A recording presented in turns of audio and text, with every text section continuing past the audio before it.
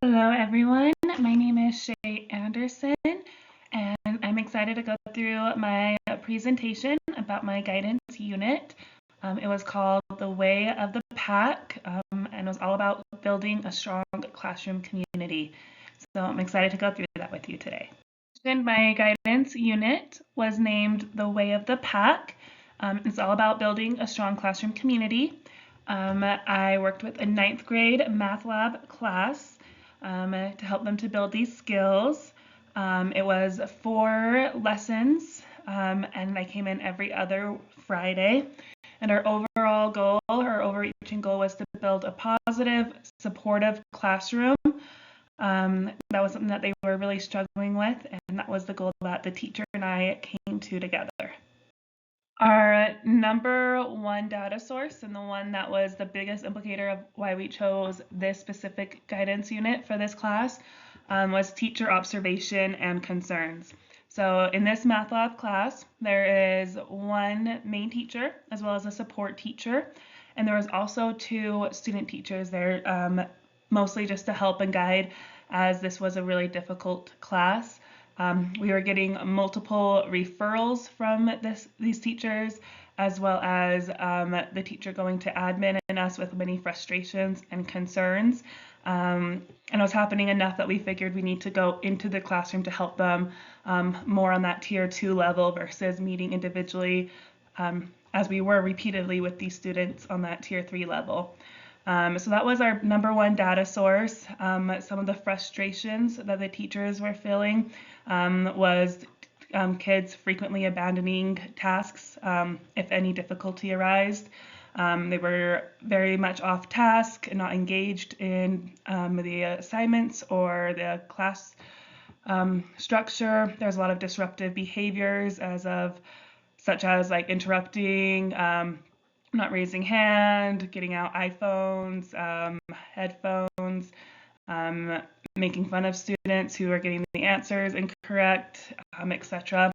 And it was just really affecting the classroom community. So that was our biggest source of data to help this classroom.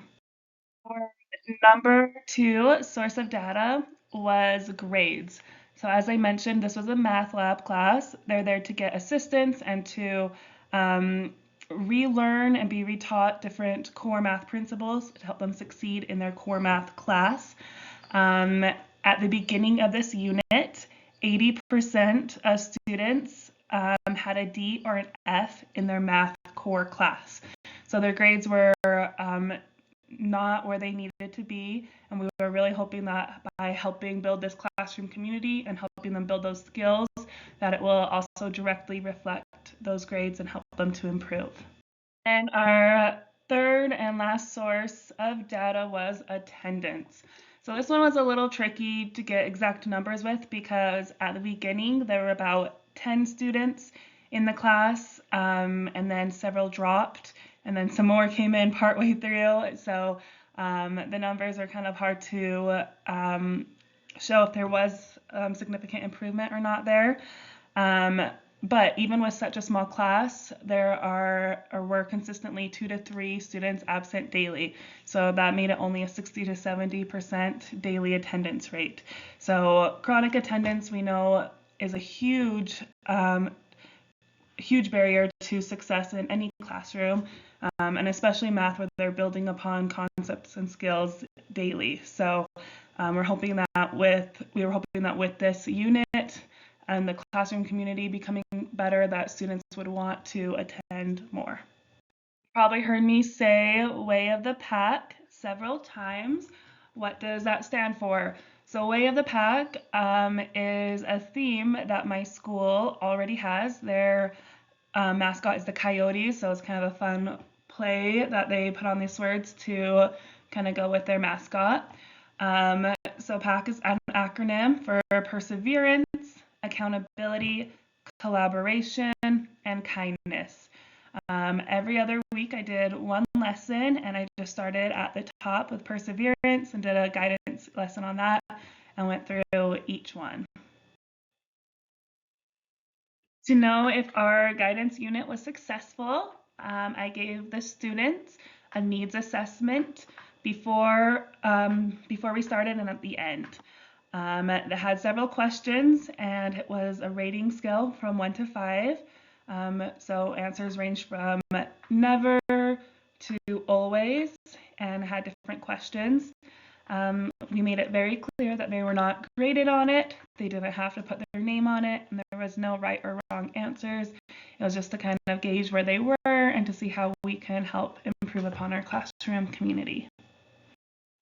The first question on our needs assessment was, if something feels hard, I keep working on it. And then from a scale from 1 to 5, the pre-test average was a 3, and the post-test average was a 4. Before we go into all the answers, something to note was the number of students did change a couple of times throughout this guidance unit. So that could be a factor in that as well. The second question on the needs assessment had to do with accountability. And it was, when I make a mistake, I explain what happened. The pre-test average was 2, and the post-test average was 4. So I was really happy with that change. But like I said, there's different factors that could go into that as well. The third question on the needs assessment was, when I get in trouble, I usually think it wasn't fair. On the pre-test, the average was 3, and the post-test, the average was still 3, so that one did not alter. Question was, I contribute ideas during group work. The pre-test average was 3, and the post-test average was also 3, so that one stayed the same.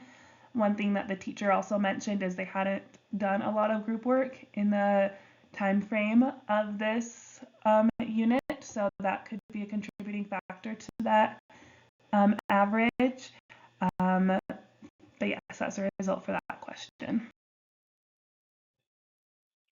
The next needs assessment question was, when I'm frustrated, I still try to speak respectfully. This one, the class average did go up by 1 point, with the pre-test average being a 2 and the post-test average being a 3. The last two questions on the needs assessment had to do with the last letter of our acronym PAC for kindness. So this one was, I try to be kind even when no one is watching. The pre-test average was a 4, which was a high number for them, so I'm glad that they are all trying to be kind. And the post-test average was also a 4. Our last question was, I show my self-kindness even when I make mistakes. The pre-test average was a 3, and the post-test average was a 4. So I love to see that one going up, regardless of the reason for that, because I think it's so important that we always show our self-kindness so that we can learn and grow, just like we would hope others could as well. So there were several stakeholders involved. First and foremost, I would say it was the students. So I had the 9th graders in the math lab. They participated in all the lessons. They completed the pre and post assessment. And I feel like for the most part, they were really engaged in trying their best to contribute and to grow. The next stakeholders I would say were involved were the teachers and faculty.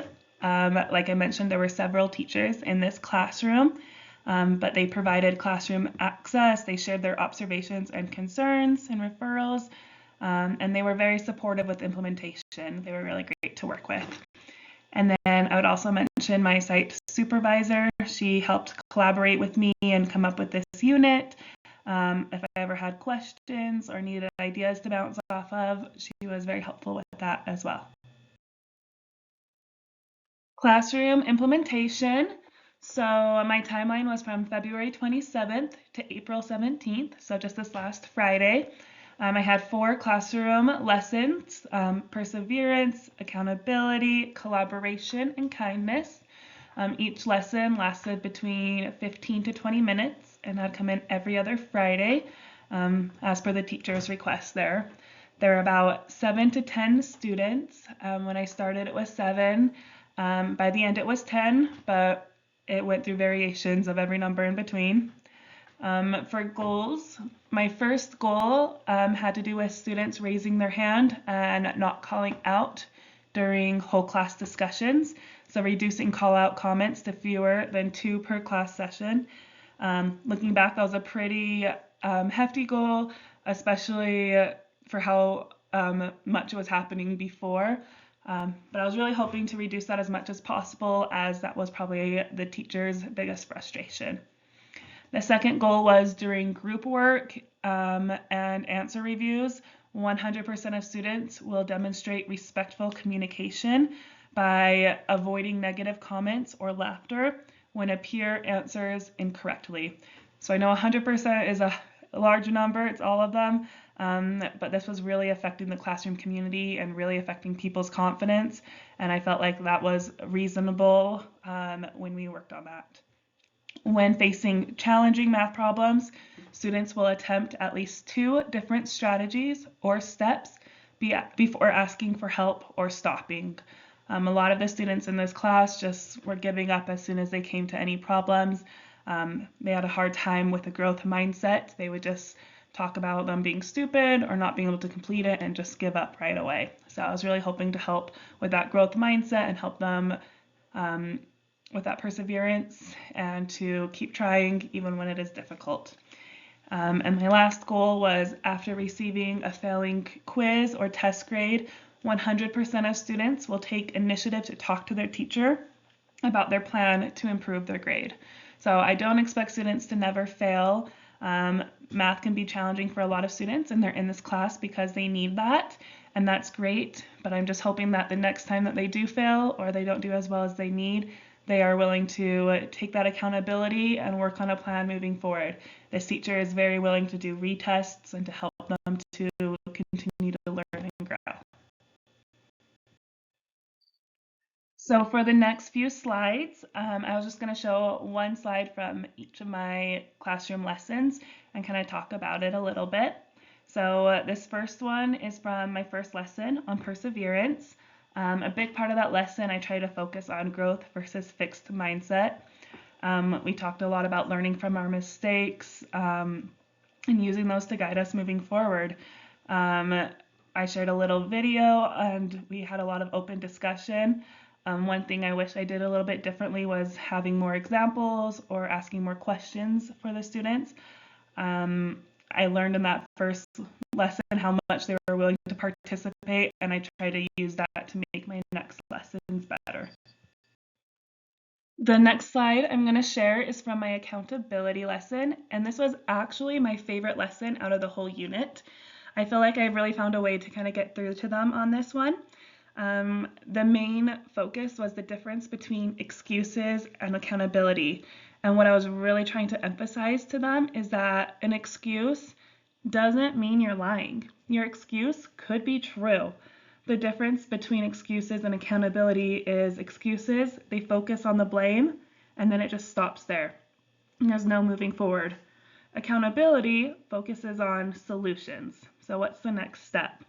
I feel like a lot of students and even a lot of adults feel like when they get called out for having excuses, they're actually getting accused for lying, and that's not necessarily the truth.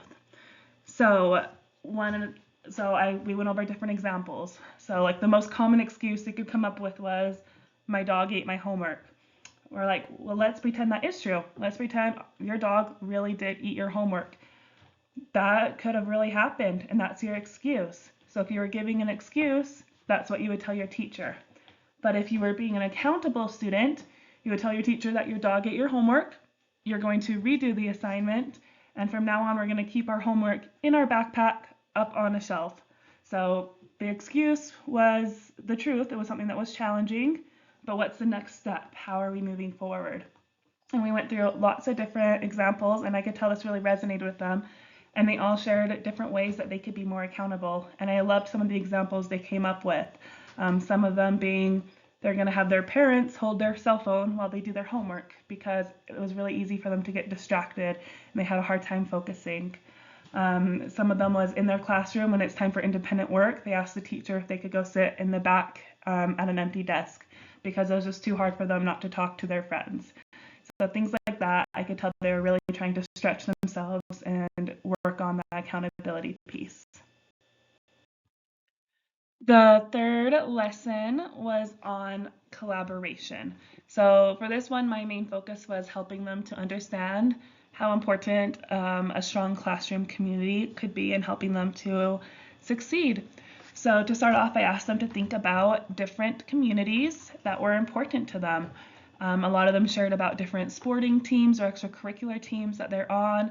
Some of them talked about their neighbors, their wards, their churches. And then I asked them to share qualities that helped those communities to run smoothly and to feel like a safe place for them. And so they all had lots of answers for that.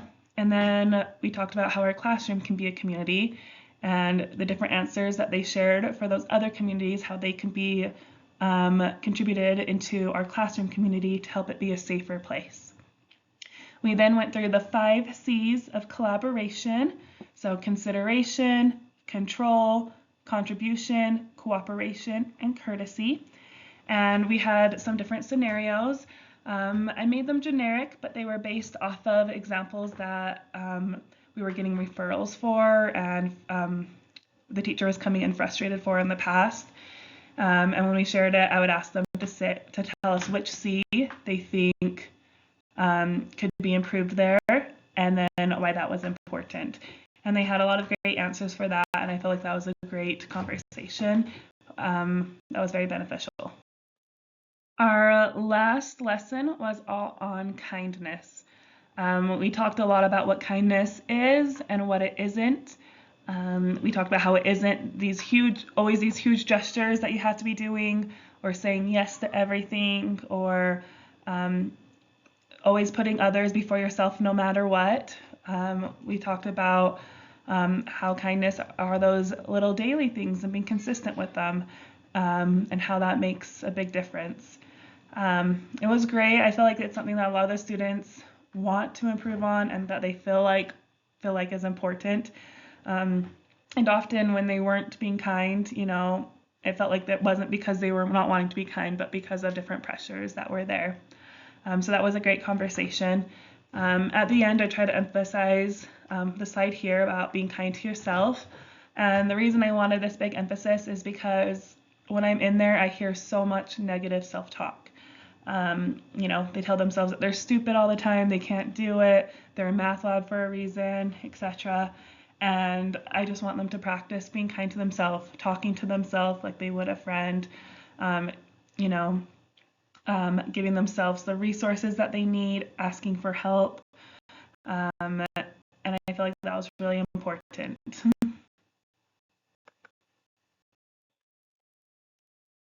Some of the standards that I tried to emphasize during this guidance unit was counseling prevention and intervention. This unit, it delivers classroom guidance to hopefully prevent social emotional barriers to learning and to help them to grow and not need those later tiers. I try to emphasize diversity and advocacy, so promoting equity and belonging for all students. That was really important with that classroom community, treating everybody with kindness and fairness. Academic development, so perseverance, accountability, and collaboration, those all directly support academic success. And then leadership, so students, we're helping them to develop those leadership skills through peer support, accountability, and collaboration, and problem solving. Some ASCA mindsets that I tried to address in this unit was belief in development of whole self. So students develop a growth mindset around their abilities and personal development. I also tried to emphasize self-confidence and ability to succeed. So this one was a lot through those perseverance activities, as well as the peer support and building that confidence. Sense of belonging in school, so that classroom community, collaboration and kindness, and then belief in using abilities to their fullest. So having that accountability lens to help the students to reach their potential and to contribute.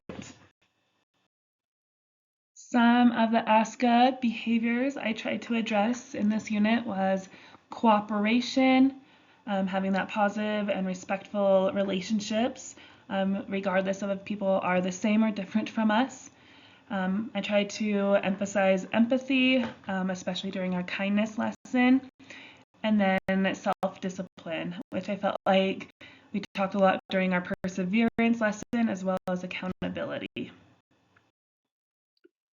So ways I try to make my unit a safe environment and also be sensitive to different cultures was I tried to encourage student voice by allowing multiple ways to participate. So I allowed them to share out loud. I had partner discussions or just opting to listen. I also had different things that they could write down and turn in if they would prefer that. So I was trying to honor all different comfort levels. I tried really hard to remain flexible during the lesson. So I had my basic lesson, but I had different places I could go based off of how the students were reacting or feeling and contributing. So I tried to adjust my approach based on their emotional and their cultural needs in the moment. Another one was my goal was really for each student to feel seen and heard regardless of their background or perspective. I really wanted them to know that I was there because I cared about them, not because they were in trouble. And then I tried really hard to be mindful of the language I used. I did a lot of examples and a lot of situations that we could improve upon, and I tried to make sure that all those examples were inclusive in language. They reflected a variety of family dynamics, cultures, and lived experiences. So those were a few of the ways I tried really hard to make sure it was a safe environment and culturally safe.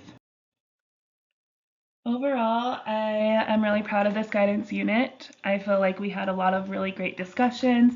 I felt like there were a lot of great takeaways. So I really enjoyed it. There was definitely things I learned and things I feel like I could have improved upon, but I'm going to take that to help me to improve and be better next time.